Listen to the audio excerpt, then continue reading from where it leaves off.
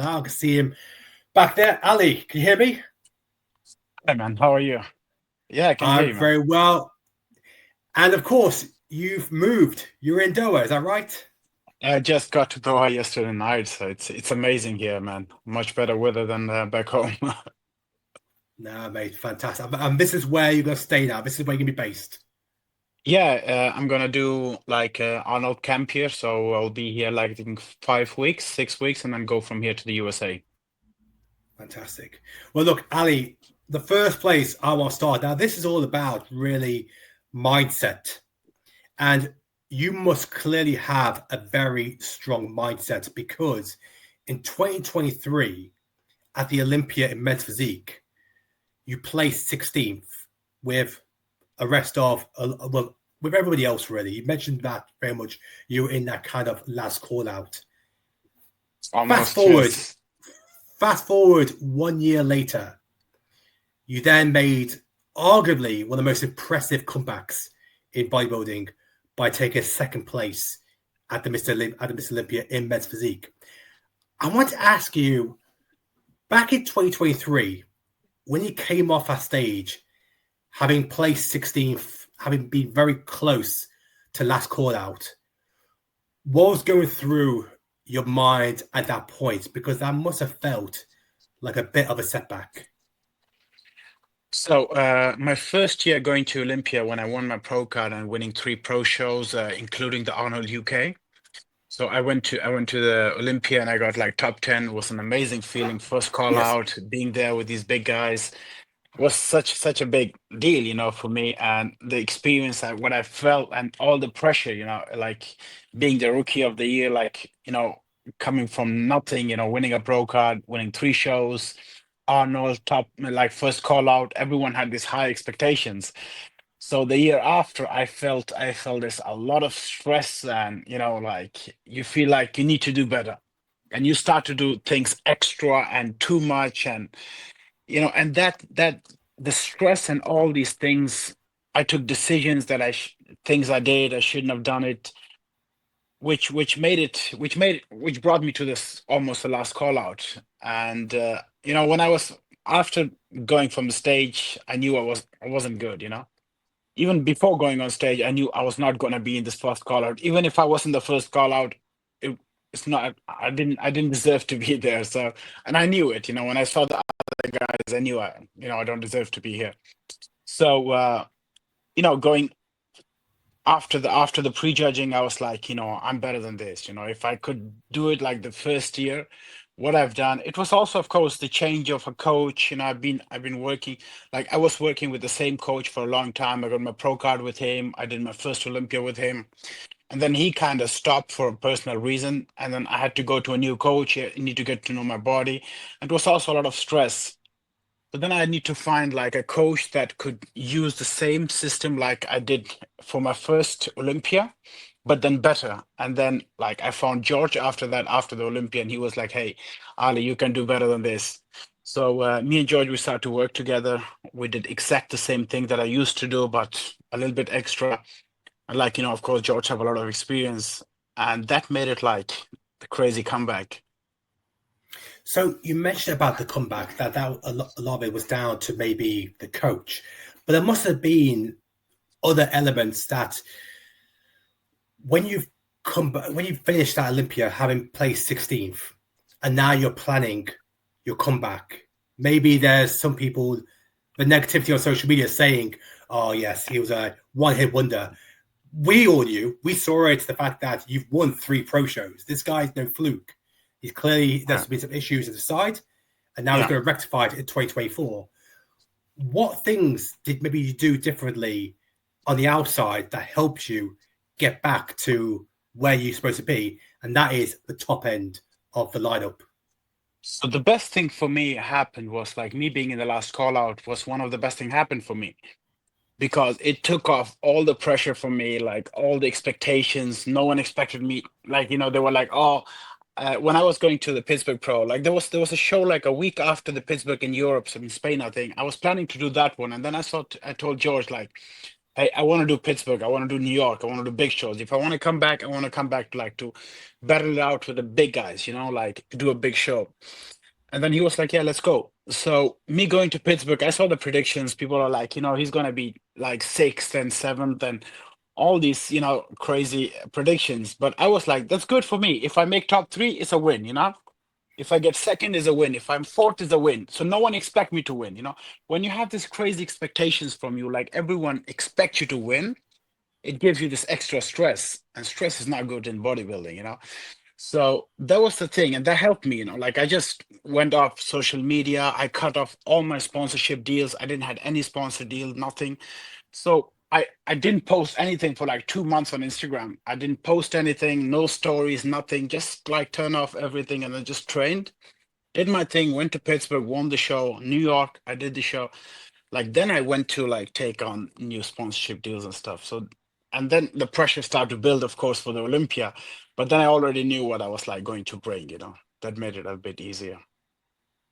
So we've got to look into 2025. There's been some questions where I'm sure this is the feedback you've heard from Steve Weinberger. Steve Yeah. Weinberger's feedback was that this was very close between you and Ryan, but where Ryan edged it was obviously from the rear, from the back. I guess the question I want to ask is, like, look, you both the phenomenal men's physique. If anyone search men's physique, it's Ali Bilal, Ryan Terry. They're the two. You're doing multiple shows at the start of the year. Is this a tactic to build momentum going into the Olympia, a bit like what you did in 2024? Oh, I already have a momentum, like being top two, like everyone expects you to do good for the next year's Olympia. So I'm not doing these shows really to build a momentum. The reason I'm doing the Arnold Classic is just because I wanted to do the Pittsburgh. I want to make this thing because I did Pittsburgh the year before. I got fifth. Then I went again last year. I got second. I won the show. Sorry. So I wanted to like, as long as I'm competing, I want to do the Pittsburgh Pro. It's just like a nice show for me. Going to Pittsburgh, seeing Tyler, getting the feedback. It's just an amazing show. So I wanted to do Pittsburgh, and I was like, it's just like few weeks from the Arnold Classic, and I don't need to put any size. I don't need to do crazy bulks, nothing. So I was like, why not? Why not just like compete? I love the sport. I love competing. It's not that I have to do crazy cycles for it. I just have to stay like in shape. And that's the easy good thing about men's physique. You don't have to like put on like 20 kilos and then off and this and that. You don't have to do this crazy like stuff. So I was like, yeah, why not let's do the Arnold? I have the Arnold UK title. I want to have the Arnold Ohio. Then when I win the Arnold, the Pittsburgh, New York, and the Olympia, that's gonna be like, no one has ever done that. These are the four History. biggest shows in the world. I want to win all of them, and why not? If you have the chance, why not? So we're talking about winning. We're talking about a lot of winning here. Have you always had this winning mentality from a young age? Because it would be very easy for somebody to say, Ali, you know what? Sit back, just focus on the Olympia. But you're like, no, I love the sport. I love to compete. I want to win. I want to create history. So talk to me about this winning mentality that you've created. Oh, the reason behind this is I don't want to just sit back. I just don't want to sit back seeing guys winning Pittsburgh Pro, winning New York, winning, building names for themselves. Why just give someone else a chance and a momentum going to Olympia and go compete against you, right? So, like, why would I let another Ali Bilal come to the Olympia? Why not all the titles, the big titles you keep for yourself, so no one can like have this momentum going to Olympia? Like, if I can, why not? Why give a chance? No, absolutely. And I think also, I guess there's been some elements where we start to see some more names enter some of the shows. We know Aaron Banks is doing the Arnolds. We know Brandon Hendrickson is back as Pittsburgh, well. yeah. He'll be at Pittsburgh exactly, and Diego is. But Brandon and Aaron, we got two Olympia champions. Obviously, Ryan's just focusing on the Olympia. I guess with that, do you see potential risk where you're up against some of these guys where if somehow you lose, but maybe it takes momentum, or are you just purely seeing the No, reward? no, I don't care. Like if I lose against them at Pittsburgh, like or if they don't compete, if they're better than me and they don't compete in Pittsburgh, they compete at Olympia, I'm gonna lose at Olympia. So what's like I can just give it a try now in Pittsburgh and New York. And if I lose here, I can still get better. I have the time to look at myself and get better for the Olympia and go and beat them over there, right? It just Yeah. makes it it gave me more advantage for the Olympia. So I'm whoever gonna, beats me in these three shows, I have the time to like work on these things and go back to the to the Olympia and get better, right? 100%. Look, and no doubt that you ain't thinking about getting beaten. That's why you're targeting these shows, but you want history. You want to win all 4 big shows. I want you to jump on one of the questions that just come in the comments, because I think it's a very good question and something that maybe you have dealt with. And the question is from Tamas. Now, Tamas is asking, now you're back in the top conversations. You're back in the talk about winning the people that could win the Olympia. How do you deal with the stress and pressure? To be honest, it's a lot to take. I never thought I will have stress from such small things like competing and all these things. I never saw these things like a major stuff for me myself. And I found out this like in 2023 what it did to me, the stress. So now I learned from that year. I got much better in like handling it. That's why I also took like 7 weeks here to Doha. I have a lot of friends and family over here. So I'm just hanging out with people in the evening and being with my wife and having just a good time. That helps a lot. If you just you isolate yourself in a prep, it's very difficult. Like if you go out, you have friends, you can walk in the evening, you go see people, different people, you don't think about competing, and that makes it easier. So I think my advice would be like if you're a top level athlete, you should just go the last 4 or 5 weeks somewhere, do a prep in a different environment, which takes off the stress. Yeah, no, 100%. That's a great answer there. I want to ask you this, because you've just moved to Doha, and there's an element which I see from you where there are sacrifices where people have to make to get to the top. And the big Yeah. sacrifice can sometimes be the people they have around them, the environment. And how important is the environment that you create to give you the best chance in getting to the top of your sport? Extremely important, like extremely. The people around you, if you don't have a supportive partner, like, you don't have supportive parents, you don't have supportive friends. For example, you have friends who want to go out with them and then they order something in the restaurant. They always ask you, like, hey, try a little bit. These things are very, very important, like, because in prep, your mind, whatever someone offers you, you take a little bit of it and that a little bit becomes a lot. So the environment, the people, the support, that you get from your friends who keep like if you go, for example, my wife, when we at home, she only ordered the food that I eat. She ate 12 weeks straight, only the food that I ate. If she wanted to eat a chocolate, she would have it in her car and she would eat it in the car and then come home. So she didn't eat anything else. She didn't brought anything else for home. No chips, no other fruit, no other meat than what I eat. So if you want to eat something else, you would go to a restaurant with a friend or something and eat something outside because you get these cravings and it's very easy to like when you're in prep that deep to get like affected by these things. When you see something, you're like, okay, let me try a little bit. But it's not that you're gonna get fat from eating a little something small. But it's just a mental thing. You feel like you didn't follow something 100%. I have this thing. Even when I eat one blueberry, I'm like the whole day I think about it. I'm like, hey, I had today, it was my bad day. I had a blueberry extra. So it's just a mental thing for me. So you touched on about the importance of the environment. Do you have an example where maybe you had some sort of negativity in your environment that you had to remove it to ensure that you can move forward? We know how somebody or maybe a scenario can hold us back from achieving the goal that's passionate, that's important to us. So do you have an example of something that was in your environment that was bringing negativity that you had to remove? I had a friend last year, like, was a friend for a long time, but the thing he would always do was like he would send me the pictures of my competitor. He was like, "Hey, this guy looks very good. He looks very dry. He looks better. I think he's gonna do better.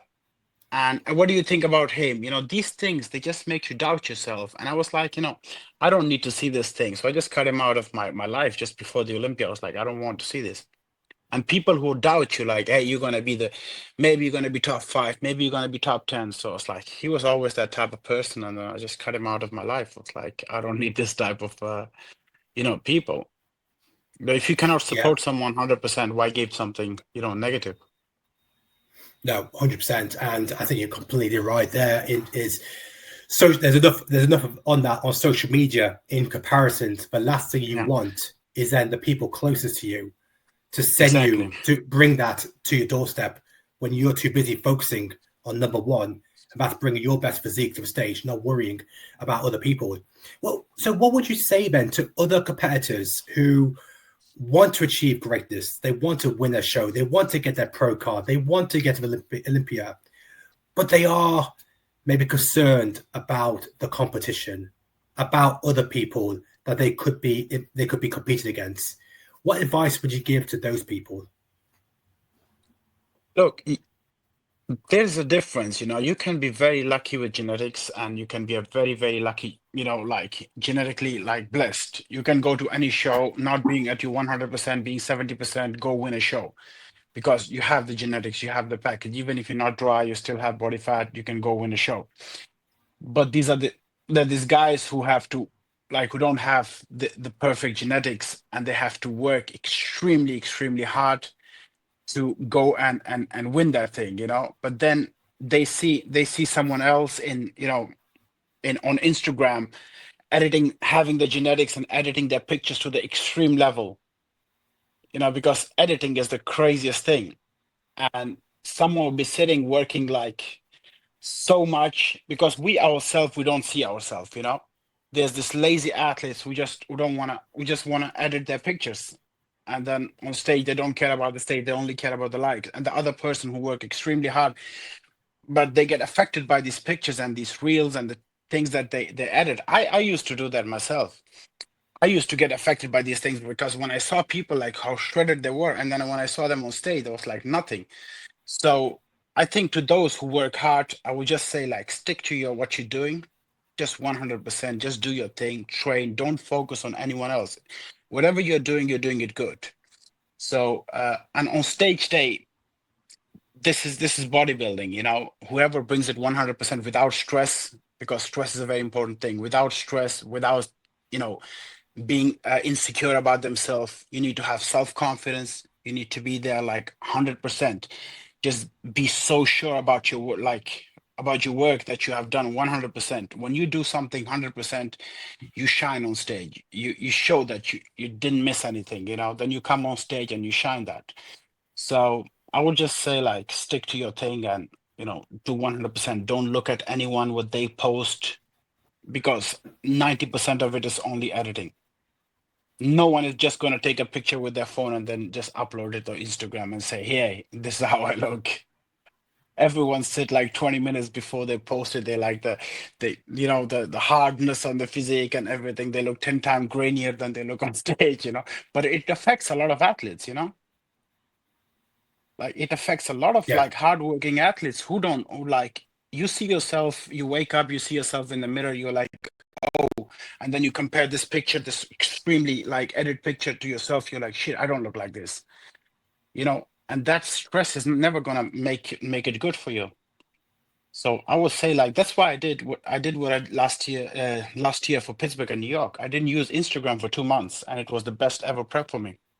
Even for Olympia, I only use Instagram maybe 10 minutes a day, hmm. only to upload a picture for my sponsor, and that's it.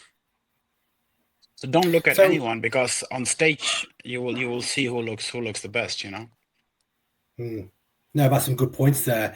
I want to touch on this then because there's a lot of when you see pictures maybe of other competitors, sometimes a lot of self-doubt can creep in. Am I good enough? I can't beat that person. Exactly, But exactly, like you yeah. said, Because sometimes you don't you d- know. you you You you don't don't know. see yourself in the best light, because these pictures are taken after a good pump. someone else take the picture for you under a good light, good pump with 50% of editing. And you wake up, you see yourself every day. You just wake up flat. You see yourself in the mirror like extreme white light. You look all flat and you look at yourself. You're like, shit, I don't look like this. And that doubt you bring with you backstage, you bring it with you on stage, and that's gonna make you lose the pro card because you automatically put this idea in your head that the other person who's also competing in the same show as you is better than you because you looked at it before you went to stage, before competition, right? So you look at the other competitor on the list of the competition, you look at them like, oh shit, he's better than me. So you have this idea already in your head and you're going to the show, like me going to the Arnold and looking at other guys' pictures, and I'm like, oh, Banks is better than me because he looked better in the pictures. So I will already have this idea in my head, like he's gonna win over me, I'm already second, right? So and that mindset that you're gonna bring that backstage, you're gonna bring that, on stage with you, and that's going to make a So let me difference ask you. because when you come on stage and you shine yourself, like say, I'm going to win, it looks different. So let me ask you this question then. Has there been an occasion maybe where you've experienced self-doubt? And if you have experienced it, how did you come out of it to then kind of like slap yourself on the face and say, no, no, I need to get myself sorted? Is that something you've experienced? Oh, yeah, 2023 when at the Olympia, because when they didn't call me the first call out, standing there in the line and you're not in the first call out and you keep pretending to, like trying to hold it. And then there's a second call out. You're also not in the second call out. You're like, you completely lose it. You see it on all the other guys who are also with you, not in the first call out, second call out, because they go with such a confidence and they're like, hey, I'm gonna go and win that thing, or being the top three, top four. And then they're standing there, not even in the second call out. Then the third call out comes, they're still not in the third call out. Like me, I was in the fourth call out. Like after the third call out, I was like, I completely lost it. And then when they called me on stage, I was like, okay, let's go, now. Because because I knew the pictures are gonna be there like forever, there's gonna be pictures, and if you show it like that, one day if you come better and you win the show, people are gonna compare these pictures. So let's just not have bad pictures. So I just did it for the pictures. So what's your advice then for those people that do suffer from that self-doubt? Maybe they're on stage and they're not in the first call out. Maybe they're in the second call out. We know a lot of self-doubt can creep in when you're on stage, or maybe if you're at the back of the stage waiting to go on. For those people who are looking to compete and Yeah, may experience some of that self-doubt, what's your advice to them? I would say your time will come, because bodybuilding is not there need to be someone last, there need to be someone second last, there need to be someone at the top. So there's not everyone can be in the first call out, not everyone can be in the second call out. There need to be a last call out, and you need to get to the next, get yourself better every time to a better call out, right? And like myself, I was in the fourth call out, and I told myself after when I went backstage, I was like, my time will come. I will come back next year back here, and I'm gonna be in the first call out. So just don't give up because it doesn't matter, you just come back stronger and you go and you get it because there's always going to be someone in the last call out and there's always going to be someone in the first call out. And all in the guys in the first call out are also humans. They have two legs and two hands. So they do the same hard work as you can do. So if they can do it, they can be there, you can be there too. Definitely. Let's jump on some of these questions that are coming through. I knew this question was going to come up, Ali, so let's bring this one up. This is from Tyler. What is Ali focusing on to improve his back? Um, my back is already pretty much improved since the Olympia. Like Tyler told me to improve my lats, and it's pretty much improved. Yeah, I got some help from the very good coaches, like training coaches. So, and I also trained really, really hard. So when it's easier, it makes it very easy when you know what to improve. You just go and train hard. It's that easy, right? Yeah. That easy. So we're gonna Guys, improve. We're gonna improve for the Arnold a little bit, and for Pittsburgh, we have more time to improve. The improvement doesn't come overnight, it doesn't come in 1 week or 2 weeks. It takes time. It's bodybuilding, so it's gonna be better by the Olympia, I think. so let's talk about Olympia. Guys, please fire ready.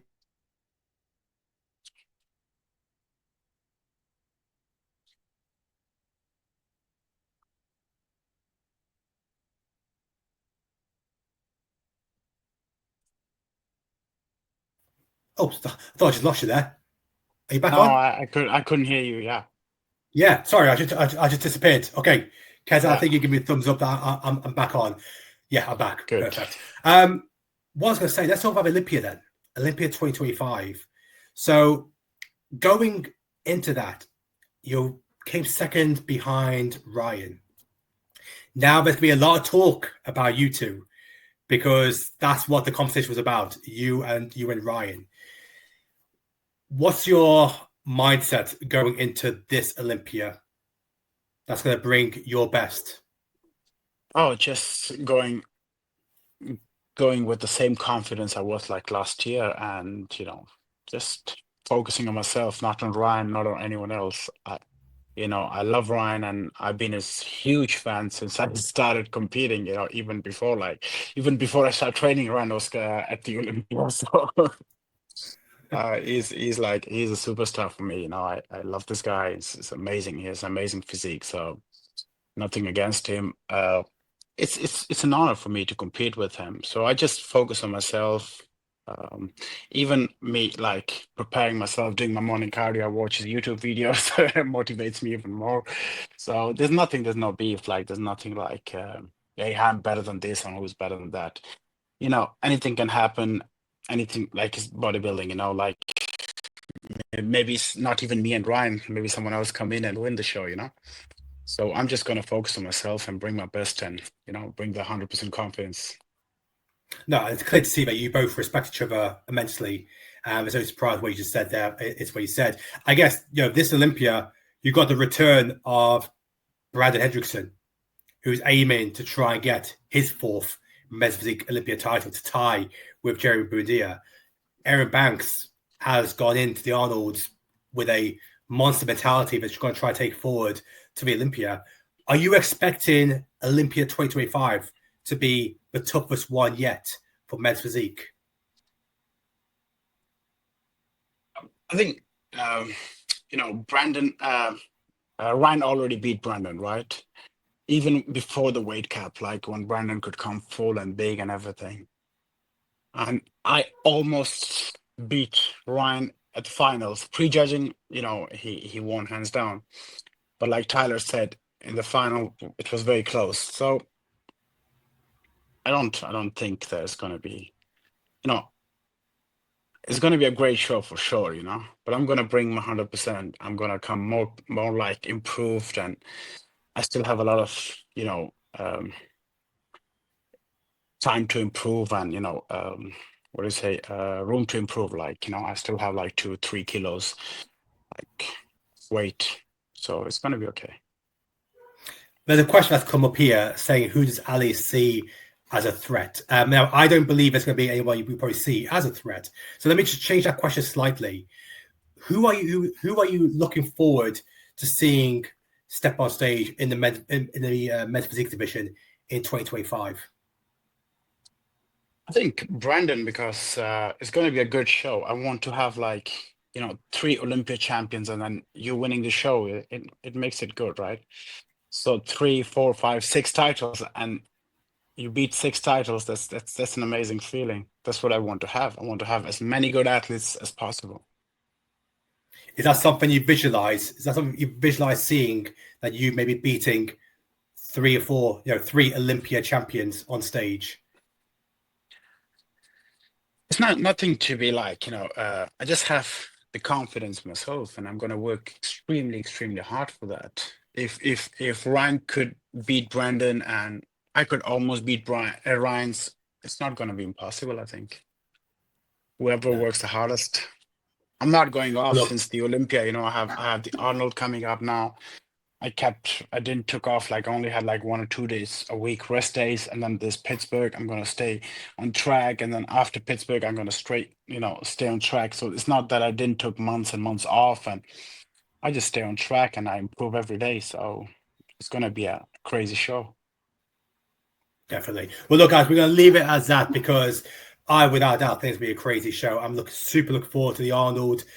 Obviously, we do see you going in as a favourite, but we know Aaron Banks is no joke. Diego's no joke. Obviously, he posted an update recently, but we expect everyone to bring their best. Obviously, you always seem to bring your best. And then, of course, we've got some mammoth shows in Pittsburgh, New York. And then, of course, the Olympia is looking like to be box office with you, Brandon, It's gonna be Ryan. amazing year. That's it. Well, it's gonna be amazing year for Men's Physique. Thank you so 100%. much. Thank you for your time. Thank you for inviting me. Thank you so much for your time, mate. You're phenomenal. I can't wait to see you back on stage. Thank you so much for your time. Thank you for your support. And I wish you all the best, mate. Thank you so much. Thank you. You too. Bye-bye. Take care.